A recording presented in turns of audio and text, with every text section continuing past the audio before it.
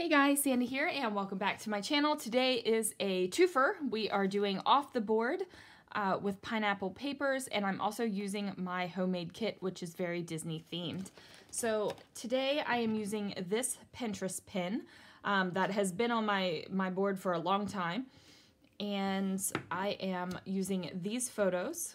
These are from Lanah's birthday celebration in Disneyland, and I'm also using this Ears Stencil from Scrapping Reflections. Let's see what I can do. Now, I'm not going to use this stencil as a stencil per se. I'm going to use it as a pattern, and I'm just taking a white pen and tracing around the edges of the half Mickey ears stencil. So I'm just going around, and then I'm going to fussy cut that out. And I think sometimes, like, that's a good thing to remember about your stencils. Like, you don't have to put glitter paste through them. You don't have to put texture paste through them. You don't have to put ink through them. You can use them to trace out shapes.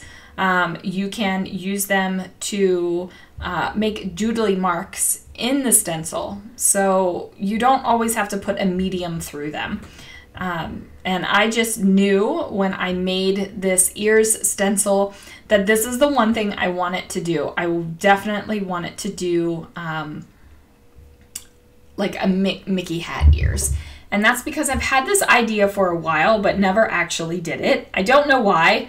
I don't know why I felt I needed to create a stencil to make it happen, but that's where we are, people. That's where we are. And then I do want just to mention, when I use the stencils from my shop, usually they are the prototype stencils. They're like the ones that I'm cutting out and testing out and seeing placement and things like that.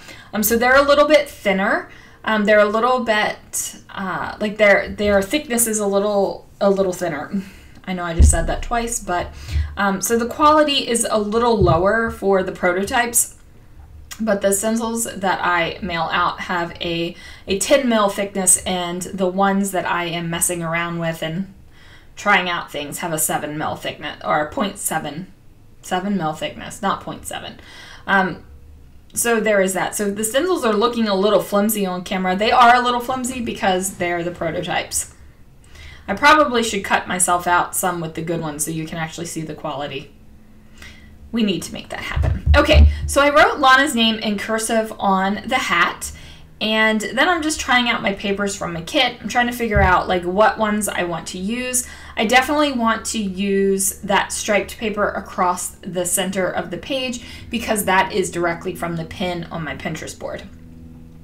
Now I'm going to punch some holes in the hat because I figured I was having trouble kind of figuring out what the heck was going on with those pattern papers and what I was going to do. So I figured let's move on and not figure that out. Let's just do the thing that I know what I'm going to do with it.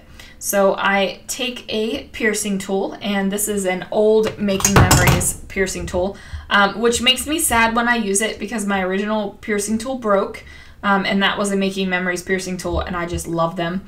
If anybody has like a fantastic piercing tool, if you wouldn't mind giving me a recommendation down in the comments. This one works, but I really miss like the long skinny piercing tool that I used to have. And I know you can use your own, like the needle that you're going to sew with, but no, I want a piercing tool. So if you got a recommendation, drop it down below. So now I have punched out all of the holes, and did you see that gloriousness of that embroidery thread? That is not my embroidery thread, that is Lanah's embroidery thread, and she rainbow ordered them, and it makes us both deliriously happy. So she's pretty awesome because she lets me borrow her embroidery, well, I don't really borrow it, she lets me have her embroidery thread for scrapbooking whenever I need it. The other day I did replace her black embroidery thread because I think I used it all. But you know, there it is. Now I am going to go ahead and split the embroidery thread in half so that I have 3 strings instead of 6. Now you could leave it for 6 strings if you want to. You can make it thinner than that. You could do 4 strings, 2 strings, however many strings you want to do. I just find that 3 is easy for me, and it gives me basically the result that I want. It gives me like the thickness that I want. So I am going to just do a basic back stitch through her name here. And I do leave the pencil marks on, and that might seem weird, but I think it's easier if you're going to stitch words. It's easier to leave the pencil marks on than it is to erase them, and you might go a little bit off. So I'm just going to go ahead and do a simple back stitch. I'm leaving it in here just a little bit. You're not going to have to watch me back stitch the entire thing. Stitching is something that I don't do a whole lot on my layouts. I do like the look of it, but it's just not something that I find enjoyable to repeatedly do on my layouts. However, with this I felt like this was the project. This is definitely the project to stitch. So there it is, Lanah's name embroidered on the Mickey Ears hat. And this makes me super happy. One year, I think it was 2017, I finally got my wish. We all got ears and posed in front of the castle. And I had this like perfect Christmas card in my mind where we all had the black Mickey head ears and the gold stitching on it, and it was just going to be magical. Well, nobody wanted regular old Mickey ears with gold stitching. My husband and my son wanted Oswald ears, and Chloe wanted Jack Skellington ears, and Lanah wanted Stitch ears. And so I still have that great picture. I still put it on the Christmas card. It still turned out amazing. Wasn't what I originally had in mind. So Lanah's getting the black Mickey ears with the gold stitching on this layout. We're just making it happen. Like, whether she wanted it or not, there it is. There it is, Lanah. And if you can hear her, she's over here giggling on the side. So I decided to go with khaki colored cardstock as my base because I really do want the Mickey ears to be the standout thing here, besides the photos, of course. So I want you to be able to see the photos, and I want you to see Lanah on her Mickey ears. And this is just going to be one of those pages where there really isn't a lot of story to tell. It's just going to be a pretty page in the Disneyland birthday trip album. So I decided to put the photo of the two of us next to each other. And I think we're actually in the airport at this photo. No, or the hotel. We're in the hotel at this photo. We weren't actually even on Disney property yet. So I put the photo of us in the center, and I put the photos of our buttons on either side.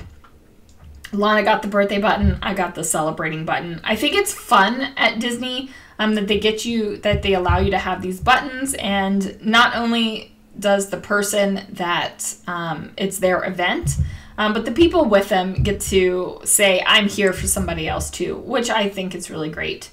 So yeah, I loved celebrating Lanah at Disneyland. So I'm going to use some fun foam, or lazy foam, as my friend Crystal has started to call it. But guys, it's not ultimate lazy foam. Like ultimate lazy foam, there would be sticky on both sides. Okay, it's only halfway lazy. So it's only halfway, because there's only sticky on one side, and you still have to add sticky to it. So we're like halfway lazy foam.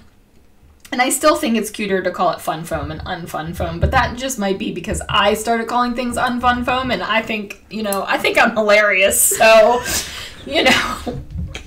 that could be part of it, but who knows.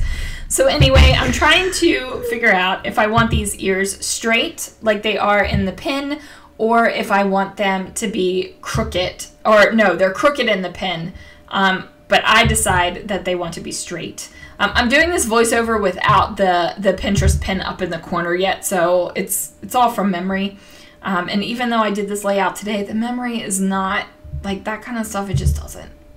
I don't know. Sometimes I feel like I'm older than I really am, because like literally can't remember exactly what the Pinterest pin looks like, and I was looking at it less than an hour ago. But something that happened in kindergarten I can remember with utter clarity, and even tell you the kid that was picking his nose on the bus, like tell you what color his shirt was. It was gray and green striped, like that kind of stuff. Utter clarity. Stuff that happened an hour ago, I'm like, what? who knows?